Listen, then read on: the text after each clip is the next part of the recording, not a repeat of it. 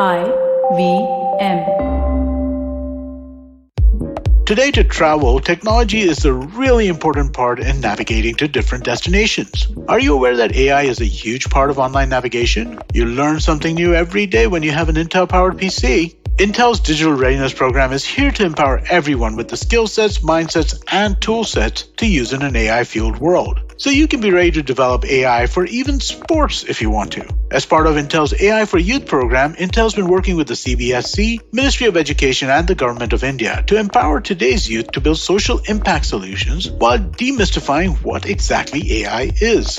How do you take advantage of this? Purchase an Intel Core-powered PC and you get free access to 80 plus hours of immersive and hands-on training about AI. On completion of the program, along with the certificate, you get access to AI toolsets, allowing you to put what you learned to good use. So don't wait. Log on to futurebanawonderful.intel.com. Future Banaw Wonderful by bringing home an Intel-powered PC.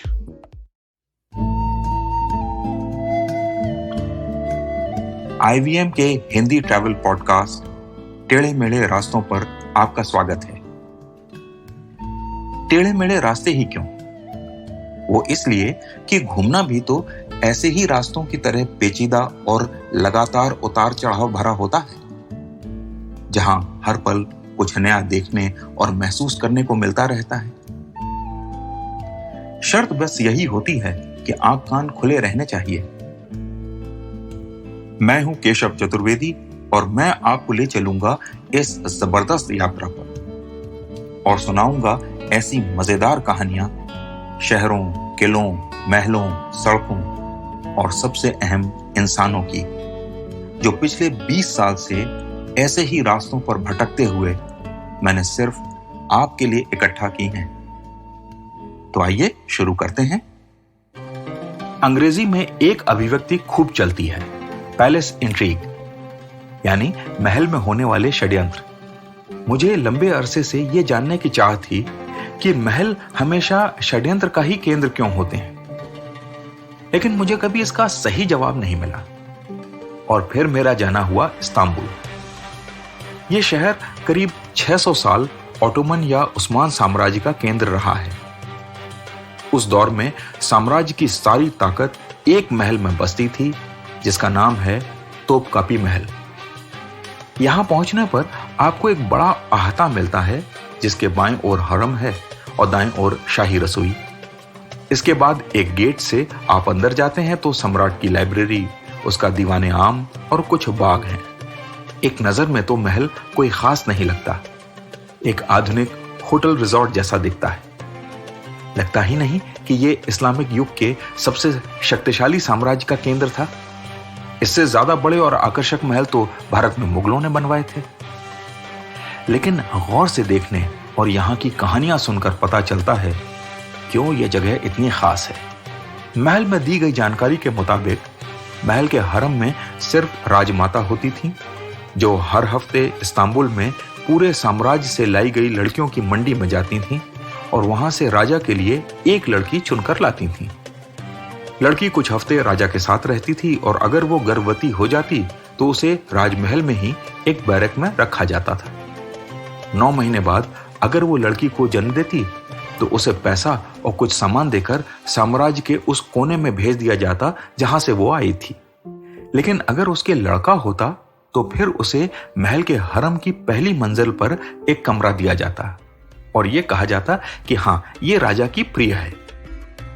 Ottoman साम्राज्य का ये रिवाज मुझे बहुत अजीब लगा, जहां रानी और पटरानी जैसी कोई चीज नहीं थी, सिर्फ राजमाता और तमाम बांदियां। शायद इसका एक कारण यह भी था कि ऑटोमन सम्राट खुद को दुनिया का बादशाह समझते थे और इस कारण उन्हें लगता था कि कोई और राजवंश इस काबिल ही नहीं है कि उससे विवाह के संबंध बनाए जाएं। पर दूसरी कहानी और भी दिलचस्प है। कितनी सच है ये तो नहीं पता, क्योंकि दुनिया भर के गाइड कितना सच और कितनी गप हाँकते हैं ये आप कभी नहीं बता सकते। फिर भी कहानी बड़ी गजब की है।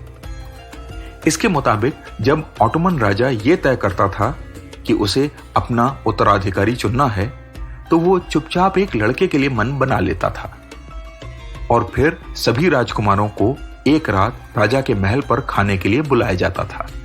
राजकुमार शहर के अलग अलग हिस्सों में ठहराए जाते थे। एक निश्चित समय पर चुने हुए राजकुमार को बहुत ही गोपनीय ढंग से महल में सम्राट के सामने लाया जाता था। सम्राट के डाइनिंग हॉल में उस राजकुमार का प्रवेश करना सैनिकों और सेनापति को एक इशारा होता था कि उसी समय शहर के बाकी हिस्सों में ठहरे सारे राजकुमारों को एक साथ मौत के घाट उतार दिया जाए। इधर चुना हुआ राजकुमार गद्दी के नए वारिस बनने की ओर बढ़ता, उधर उसके सारे सगे सौतेले भाइयों की वो अंतिम रात होती। दोनों कहानियां सुनने के बाद मुझे लगा, गरीबी से उठकर महल में आई एक लड़की जिसने बेटे को जन्म दिया है और बरसों यहां के ठाट बाट में रही है, उसकी यह स्वाभाविक इच्छा होगी कि वो यहीं रहे और उसका बेटा ही सम्राट बने। और इसके लिए वो बेटे के पैदा होने के अगले दिन से ही सियासत के सारे पैंतरे अपनाने लगती थी। इस खेल में वो अकेली नहीं थी। ऐसी तमाम औरतें थीं जो अपने बेटों के भविष्य को संवारना चाहती थीं। उधर दरबारी अपनी राजनीति के लिए इन महिलाओं का साथ देते या उनके खिलाफ काम करते थे। इस खेल में महल का हर दरबारी, सेनापति, रसोइया, खोजा, द्वारपाल, बांदियां, दास, हर कोई एक मोहरा होता था। उधर सम्राट को भी यह पता रहता था कि ऐसे खेल चल रहे होंगे, तो उसके गुप्तचर इन कथित रानियों के बीच अपनी पैठ बनाए रखते थे। हर समय हर इंसान शतरंज की बिसात पर या तो चाल चल रहा होता था या जाने अनजाने मोहरा बन गया होता था। जहां हर बेटे की मां यह जानती थी कि उसके पास दो विकल्प हैं, या तो सब कुछ या कुछ नहीं। या तो उसका बेटा सम्राट बनेगा और वो राजमाता, या बेटा जान से हाथ धोएगा और वो खुद गरीबी और गुमनामी में खो जाएगी, तो वो राजमाता बनने के लिए एड़ी चोटी का जोर लगा देती थी। ऐसे में हर व्यक्ति हर समय चौकन्ना रहता था। सबकी नजरें और कान एक दूसरे की टोह लेते रहते थे। धीरे बोलो कि दीवारों के भी कान होते हैं, ये शब्द हमने कभी ना कभी जरूर सुने होंगे। इनकी जड़ें असल में इन जैसे महलों में ही हैं, जहां हर समय षड्यंत्र चला करते थे।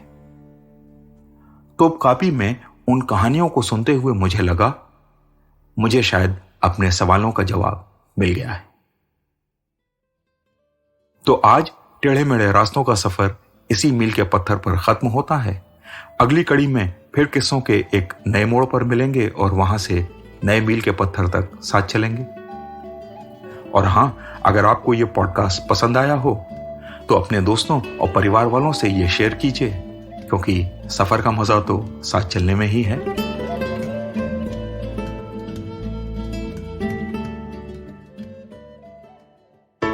Hello, everybody. It's been another great week on the IVM Podcasting Network. On Cyrus Says, Cyrus is joined by the actress Neena Gupta, who talks about her distinguished career and her new book, Sach Kahun To, an autobiography. On the Edges and Sledges Cricket Podcast, Varun, DJ, and Ashwin discuss the last week of the IPL 2021 and Dhoni finishing it off in style as CSK enters the finals. On Simplified, the gang debate the Great Resignation, a global phenomena causing a major spike in employees quitting en masse. On Paisa Vaisa, Anupam talks to Rohan Paranjpe, head of alternative investments at Waterfield Advisors. They discuss investing and the outlook on startup culture in India. And on The Habit Coach, Ashton explains how we should slow down and smell the roses with the help of the Goan concept of Susse Guard. Do follow us on social media. We're IVM Podcast on Twitter, Facebook, Instagram, and LinkedIn. And remember, if you enjoyed this show or any of our other shows for that matter, please do tell a friend. We appreciate the word of mouth. And finally, we'd like to thank the sponsors on our network this week: Cred, Bank of Baroda Quarter, CoinSwitch Kuber, Slay Coffee, Intel, and Kotak Mahindra Bank. Thank you so much for making this possible.